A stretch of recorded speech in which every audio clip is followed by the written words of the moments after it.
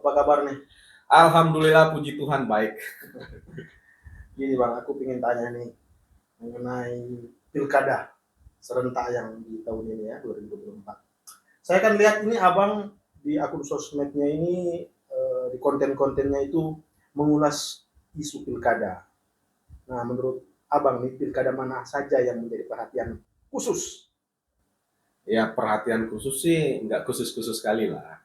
Tapi memang dari isu pilkada ini agak menarik itu menurut saya tuh ya di Sumatera Utara, kemudian di Sumatera Utara ada beberapa kabupaten, dan yang kedua itu Jawa Barat.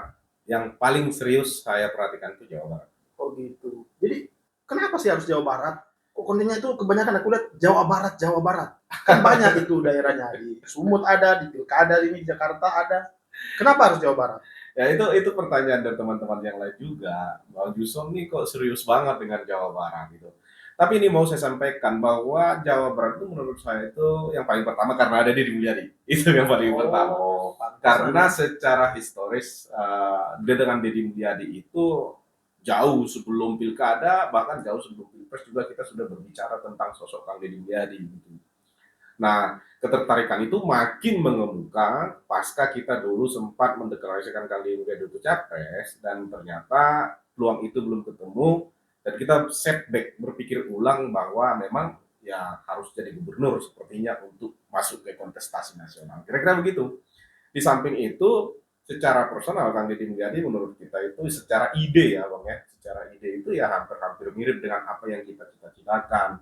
Bagaimana lahir pemimpin yang benar-benar memahami karakter, memahami situasi, dan memahami kondisi sosial masyarakat.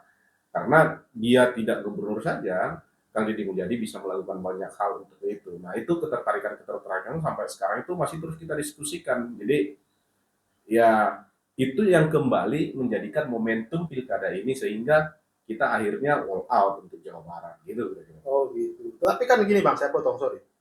Sampai saat ini kan, detik ini, kepastian KDM untuk maju jadi gubernur Jawa Barat, kan dia belum dapat golden ticket. Itu gimana menurut Abang? Ya, kalau kita bicara logika ya, logikanya memang di siapapun di Jawa Barat itu, bahkan di seluruh Indonesia juga mungkin ya belum ada kepastian tiket-tiket dari partai itu, ya kan? Kan ini kan soal administratif aja, tetapi secara politik menurut saya Kang Deddy Mulyadi itu sudah akan maju, dan secara putusan politik itu sudah pasti akan maju. Nah, tinggal soal administratif kan, karena memang ya tahapan-tahapannya di KPU kan ya belum masuk pendaftaran kan gitu. Ini masih godok-menggodok nih. Mungkin ya, ini dalam pikiran saya saja memang. Mungkin ya sekarang masih mempertimbangkan dengan koalisi dengan siapa, kemudian mempertimbangkan mitranya nanti untuk mendukung Kang Deddy jadi wakilnya siapa. Ini kan masih dalam pertimbangan-pertimbangan. Tapi kalau teman-teman misalkan atau abang misalkan tonton di beberapa podcast, Kang Deddy Mulyadi sudah menyampaikan gagasan, sudah menyampaikan tahapan-tahapan kerja yang akan dia lakukan di Jawa Barat, sudah menyampaikan target-target prioritas yang akan dia bangun di Jawa Barat sesuai dengan gagasan yang dia miliki sekarang gitu. Artinya, secara politik itu sudah memberikan sinyal bahwa memang sudah ada putusan untuk memenangkan Kang Deddy Mulyadi. Bahkan di satu kesempatan, Sekjen Gerindra juga menyampaikan waktu itu dalam sebuah event atau dalam sebuah kegiatan sudah menyampaikan kalau bilang belum ada tiket, nah belum ada siapapun yang memiliki tiket. Tapi hilalnya kira-kira sudah ada lah ya. Oh itu sudah pasti. Kalau enggak kita nggak mungkin melakukan kerja-kerja sosialisasi, kerja-kerja untuk menerjemahkan apa yang harus dilakukan Kang Deddy dari ke depan. Ya, seperti saya katakan misalkan itu yang sering saya sampaikan, gagasan yang sudah pernah dipraktekkan di Purwakarta itu yang menyatakan bahwa ngurus lembur nata kota.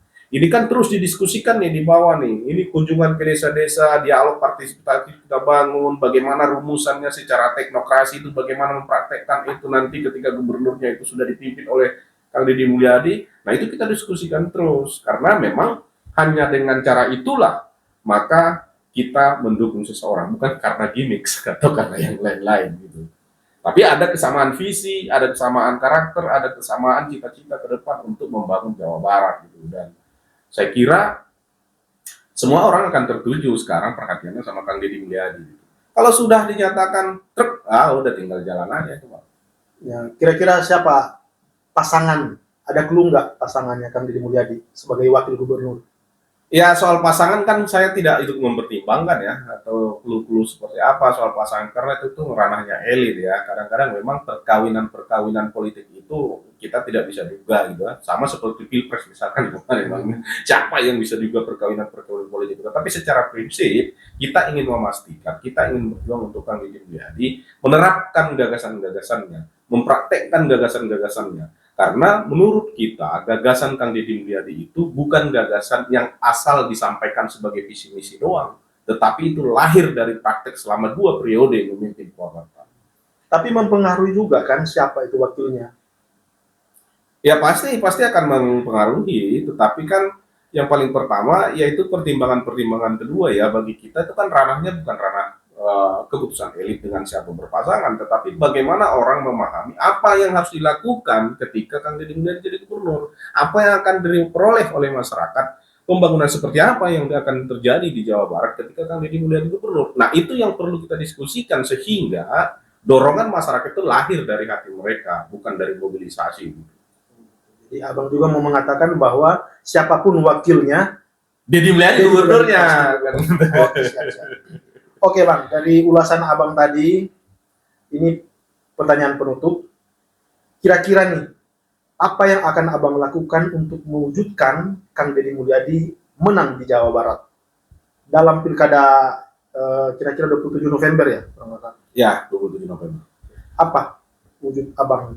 Ya, ini kan sebenarnya teman-teman ya, jaringan diskusi lah, katakannya dialog-dialog di desa itu kan sudah berdiri cukup lama. Itu bukan karena pilkada doang, karena memang secara personal kita juga penggemar Kang Deddy Mulyadi, bukan hanya persoalan politik, tetapi persoalan kita senang dengan orang ini gitu loh. Hah? Nah, apa pertanyaannya? Apa yang abang lakukan? Yaitu memperkuat gagasan itu, memperkuat keyakinan itu, dan mensosialisasikan seluas-luasnya apa yang akan dilakukan oleh Kang Deddy Mulyadi ke depan. Ketika itu sudah tersosialisasikan, orang punya proyeksi, orang punya gambaran seperti apa nanti Jawa Barat dipimpin oleh Kang Deddy Mulyadi. Maka ketika sudah sehati dengan itu, dengan gagasan itu, maka dengan sendirinya itu akan makin meluas. Makanya kerja-kerja yang kita lakukan tetap melakukan diskusi, dialog dengan pemuda, dengan lintas profesi, dengan teman-teman petani, dengan masyarakat desa, dengan beberapa kepala desa.